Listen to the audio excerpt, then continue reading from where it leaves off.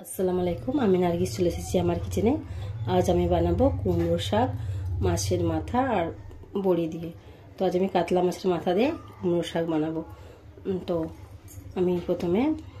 তো প্রথমে আমি এই মিক্সিতে কাঁচা লঙ্কা, পেঁয়াজ, রসুন আর সর্ষে পাউডার একসঙ্গে পেস্ট করে নেব। এগুলো পেস্ট করে নেব। তো এবার আমি একটা কড়া গরম করতে দিয়েছি, তাতে কিছু সামান্য তেল দিয়ে দিলাম। তেলটা গরম হতে ছেড়ে দেব। তো আমি অল্প সামান্য একটু 5 ফোড়ন দিয়ে দিলাম। এবার এর মধ্যে দিয়ে দেব আলু আর ডাঁটাটা। এবার ডাঁটাটা ভালো করে নাড়িয়ে চাড়িয়ে নিয়েছি। এবার এর মধ্যে দিয়ে দেবো স্বাদ মতো নুন দিয়ে এটাকে ভালো করে আরও নাড়িয়ে নেব। এবার এর মধ্যে দিয়ে দেব সেই বেটে রাখা কাঁচা লঙ্কা, পেঁয়াজ, রসুন আর সর্ষে। এই মশলাটা এর মধ্যে দিয়ে দিলাম।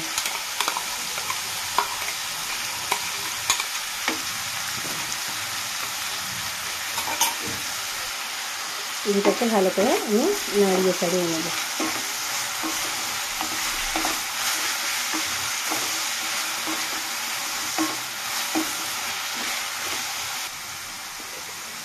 এবার দিয়ে দেবো অল্প সামান্য হলুদ।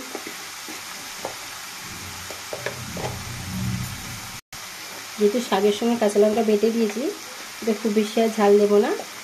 শাকে বেশি ঝাল ভালো লাগে না। অল্প সামান্য লঙ্কার গুঁড়ো দিয়ে দিলাম। দিয়ে এটাকে ভালো করে কষিয়ে নেব। একটু জল দিয়ে দেবো, যেহেতু শুকিয়ে গেছে। তো বেশি জল দেবো না, ওই শাকটাই দিয়ে করব। আমরা সবসময় লাউ শাক খাই, আজ আমি বানাচ্ছি কুমড়ো শাক। কুমড়ো শাক একটু খসখসে হয়, তার জন্য ওটাকে ভালো করে হাত দিয়ে ঘষে ঘষে তারপরে ওটাকে কাটতে হয়। লাউ শাকে ওরকম কোনো ব্যাপার নয়। তো এটা একটু জল দিলাম, জল দিয়ে এটাকে কষাবো। আমি আগে থেকে বড়ি আর মাছের মাথা ভেজে নিয়েছি, ওটা আর দেখালাম না, শুধু রান্নাটাই দেখাবো। এটাকে ভালো করে কষিয়ে নিয়েছি, জলটা পুরো মরে গেছে। এবার এর মধ্যে দিয়ে দেব শাক। অল্প অল্প করে শাকগুলো দিয়ে দেব।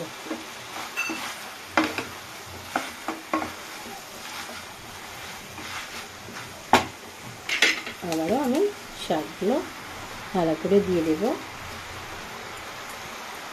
দিয়ে একটা ঢাকা দিয়ে দেব। তো খুলে একবার ওটাকে নাড়িয়ে দেব।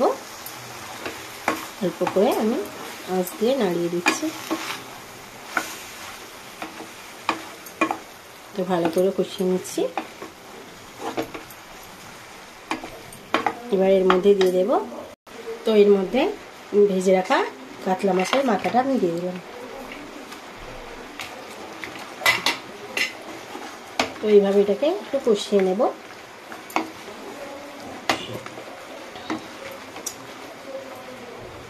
আর দিয়ে দেবো অল্প জল। সাধারণত আমরা শাকে জল দিই না, তো না, এটা কুমড়ো শাক যেহেতু একটু শক্ত, তাই অল্প সামান্য একটু জল দিয়ে দিলাম। এই অল্প জলে এটা সেদ্ধ হবে। এর মধ্যে দিয়ে দেব বড়ি। অল্প সামান্য জল দিয়ে দিলাম, দিয়ে এর মধ্যে বড়ি দিয়ে দিলাম। বড়িটাও আগে থেকে ভেজে রেখেছিলাম মাছের সঙ্গে। তো দিয়ে এবার ঢাকাটা দিয়ে দিলাম। তো এবার আমি ঢাকনাটা খুলব। অল্প সামান্য জল আছে, এটা বড়ি টেনে নেবে। তো আমার রান্নাটা প্রায় হয়ে এসেছে। তো বড়িটা গলে গেলেই আমার রান্নাটা হয়ে যাবে। তো এর মধ্যে আমি এবার দিয়ে দেব জিরে আর ধনে গুঁড়ো। তো এর মধ্যে এবার ছড়িয়ে দেব অল্প কিছুটা জিরে ধনের পাউডার। এটাকে ফ্রাই করে নিয়েছিলাম, ভেজে গুঁড়ো করে নিয়েছিলাম। লাস্টে তরকারিটা দিলে এটা খুব সুন্দর একটা গন্ধ আসে, ফ্লেভারটাও খুব ভালো হয়। তো আমার রান্না একেবারে রেডি। কুমড়ো শাকের বড়ি দিয়ে মাছের মাথা দিয়ে ঘন্ট। তো কাতলা মাছের মাথা দিয়ে বড়ি দিয়ে কুমড়ো শাকের ঘন্ট, মুড়ি ঘন্ট। তো দেখুন আমার রেডি হয়ে গেছে রান্না। তো আমার রান্নাটা যদি ভালো লাগে আপনারা লাইক করবেন, শেয়ার করবেন আর কমেন্ট বক্সে জানাবেন কেমন হয়েছে। আর নতুন কেউ হলে সাবস্ক্রাইব করে দেবেন। আজকের মতো এতটা, আবার নতুন কোনো রেসিপি নিয়ে আপনাদের সামনে হাজির হব। খোদা হাফেজ।